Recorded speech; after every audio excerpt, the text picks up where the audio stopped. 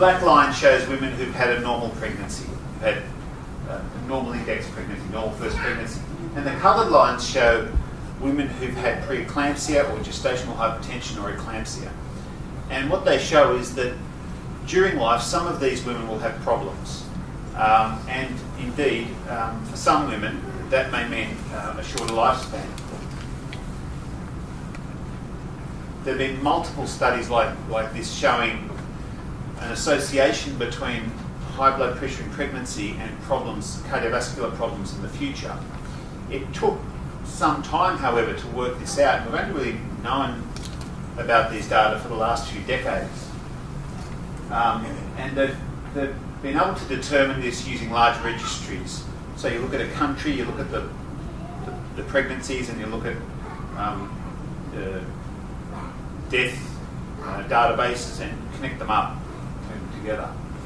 But what's not understood is why this happens, why this association. And indeed, there's a very limited understanding of the causes of all of this. And that's part of the reason why the P4 study is happening. What we do know about the cardiovascular risk for women who've had preeclamptic pregnancy is that there's a future risk of chronic high blood pressure, sixfold. And generally, double the risk is twice the risk of stroke, cardiac disease, and diabetes. And that twice the risk is generally what's quoted. And at the bottom there, some of you at the back won't see it, but 10 to 12 times the risk of kidney disease. So we're talking about serious potential problems in the future, and again, the cause is not really understood. If you look at it the other way around, pregnancy is often considered like a stress test. So if a woman goes through a first pregnancy, doesn't get preeclampsia, she, on average, will generally have a lower risk for cardiovascular disease compared with a woman who has a hypertensive pregnancy.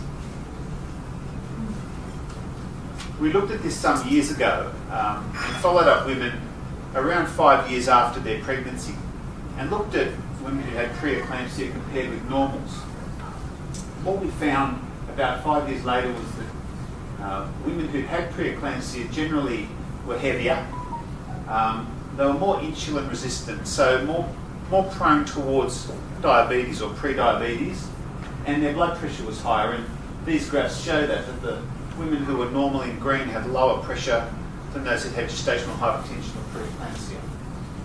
But the thing about these results is that all of them were within the normal range. So if you had gone to the doctor, most of the time it would have been missed because the ranges that we use would be too insensitive. And Greg mentioned this before. And hence we're having a better look at this in the P4 study.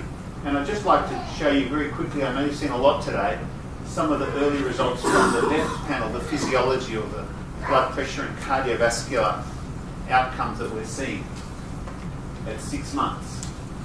I won't dwell on it too long, but there's two lines here. The graph on the right is the women who go on to have high blood pressure in pregnancy, and on the left, those who go on to have a normal pregnancy. And this is the blood pressure before any of this develops, so in the first trimester. And what you can see is that if a woman is destined to develop preeclampsia or gestational hypertension, already her blood pressure is slightly higher than a woman who will go on to have a normotensive pregnancy or a normal pregnancy. Admittedly, these are well within the normal limits of blood pressure, but nevertheless, it's quite a significant difference. So some difference already appearing in the women very early on in pregnancy. This graph looks the same, but this is actually the blood pressure measurement 6 months after either hypertensive pregnancy or a normal pregnancy. And once again, you see a difference between these two groups, so that the women who had preeclampsia or gestational hypertension continue to show higher blood pressure that they're probably brought into the pregnancy, as was evident in that first graph. Once again, however, these are results within the normal range. And one of the objectives of this P4 study is to really look at what the normal range is for young women. And finally, I won't show any more graphs. This is the last one. This just shows the differences that we're starting to see in the structure of the heart, and it may be that even at 6 months, there's a very slight difference in the thickness of the wall of the heart in women who've had a pregnancy complicated by high blood pressure. Once again, not detectable using standard measurements. So if you went to have a cardiac ultrasound, an echocardiogram, it would still be within the normal limits. But differences we can see between the groups. And we're hoping that with this P4 study, at the end we'll be able to perhaps put together some of these results to work out perhaps an algorithm or a calculation to determine which women are at risk and which women aren't. So really, we don't have any new medication or any new prescription for women who've had hypertension in pregnancy. At the moment, there are no guidelines to direct us as to what to do.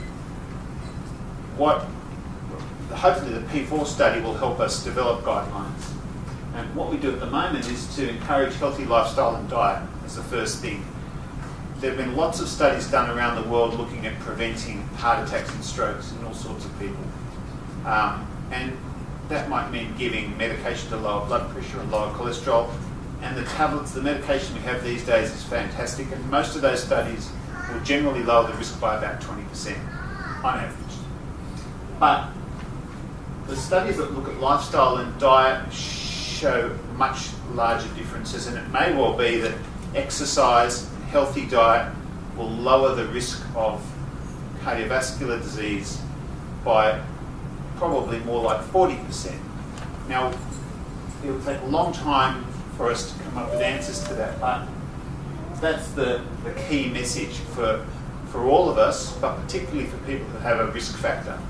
And that risk factor might be high blood pressure or cholesterol or a preeclamptic pregnancy in the past.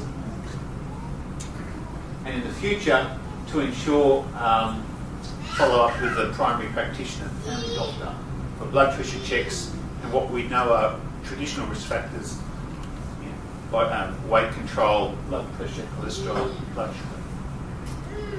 And hopefully, as I said, we'll be able to more specifically guide women as to what to do once we have results from the P4 study in a few years. Thank you.